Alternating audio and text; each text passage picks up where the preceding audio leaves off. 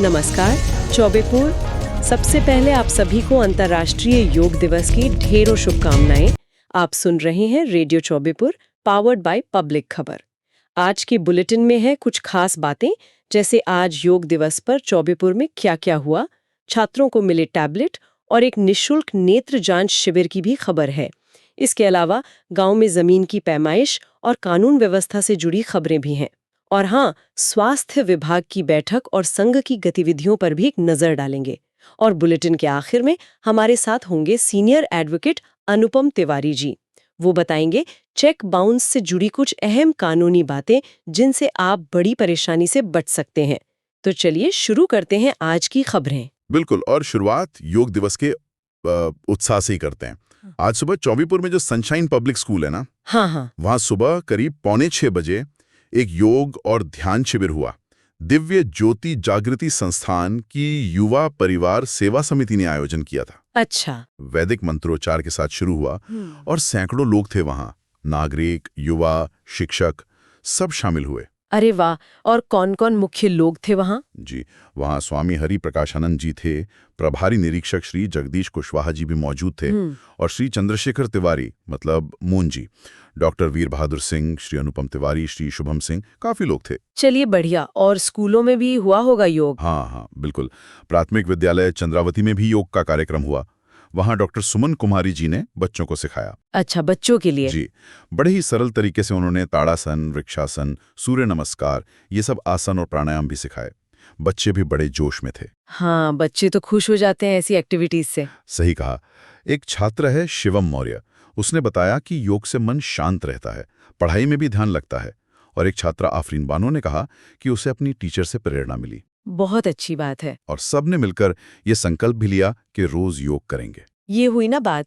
अच्छा, शिक्षा से जुड़ी एक और खबर थी शायद टैबलेट्स की?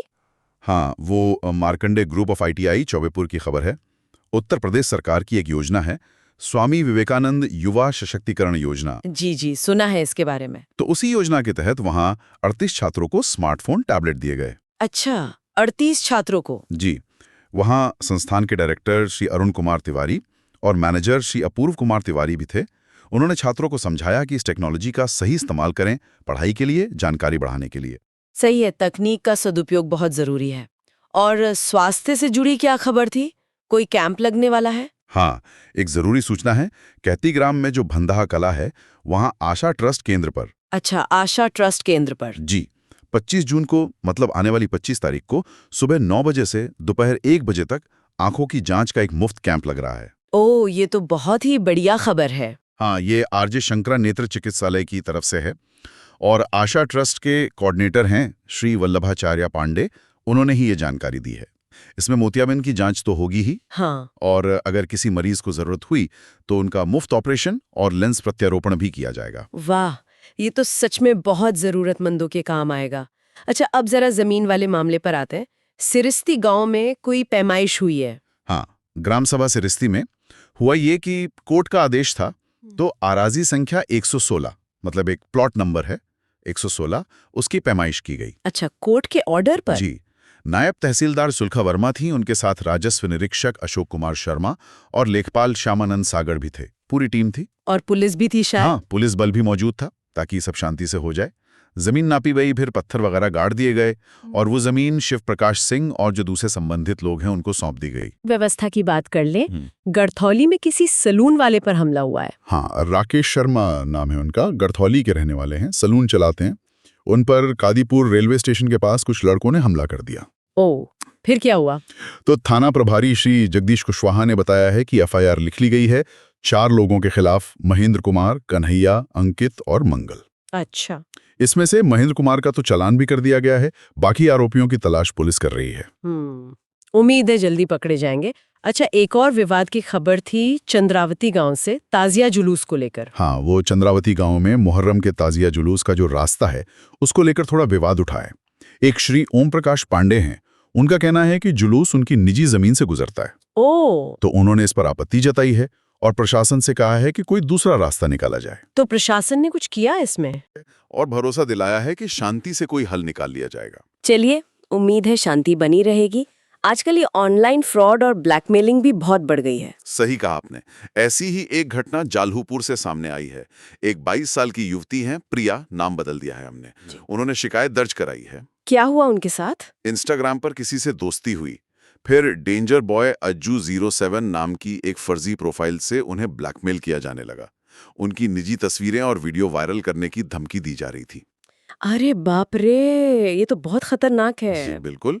तो चौबेपुर थाने में तहरीर दी गई है, मामला दर्ज कर लिया है पुलिस ने। और थाना प्रभारी श्री जगदीश कुशवाहा बता रहे हैं कि अब साइबर सेल की मदद से जांच आगे बढ़ाई जा रही है। सावधान रहना बहुत जरूरी है ऑनलाइन दुनिया में। जी। अच्छा, अब जरा प्रशासनिक खबरों की तरफ चलते हैं।